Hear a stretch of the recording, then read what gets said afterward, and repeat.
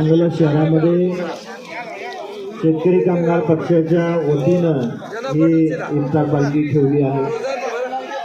स्वर्गीय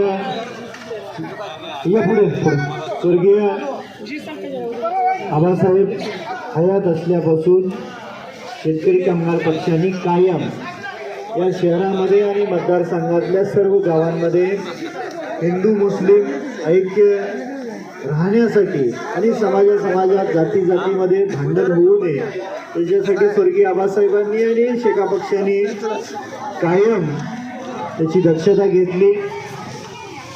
अधिवेशन चालू असल्या कारणाने हा शेवटच्या दिवशी आपण रोजाच्या शेवटच्या दिवशी इफ्तार पार्टी ठेवलेली आहे। पण मी सर्व मुस्लिम बांधवांना एक विश्वास देऊ इच्छितो की मोहम्मद पैगंबरांनी हा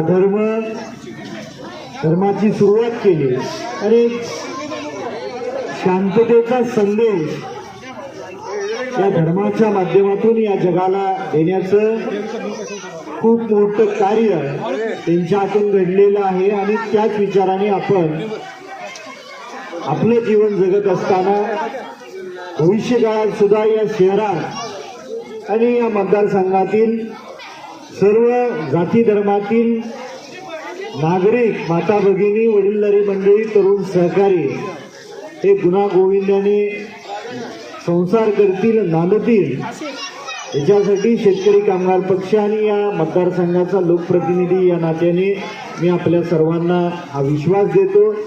उद्या येऊ घातलेल्या मुस्लिम धर्मीयांच्या या पवित्र सणाच्या आपल्या सर्वांना खूप खूप शुभेच्छा देतो आणि कायम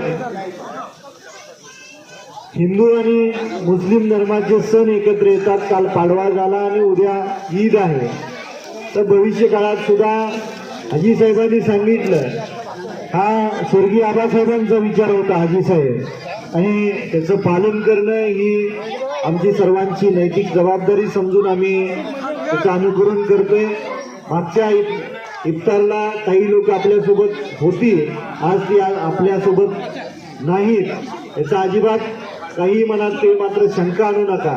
पण एवढाच विश्वास देतो की हिंदू आणि मुस्लिम ऐक्य हे शहरात आणि या तालुक्यात सुखाने आनंदाने भविष्य काळात सुद्धा हेच ऐक्य राहील ही माझी आणि माझ्या पक्षाची ही भूमिका असेल। आणि कदापि आजच्या या राजकारणाच्या आणि समाजकारणाच्या या दुनियेमध्ये कोण कुणाला कसा शब्द देतो कोण किती पाळतो हे तालुक्याने आणि राज्याने बघितलेलं आहे, त्याच्यावर आपल्याला भाष्य करायची गरज नाही।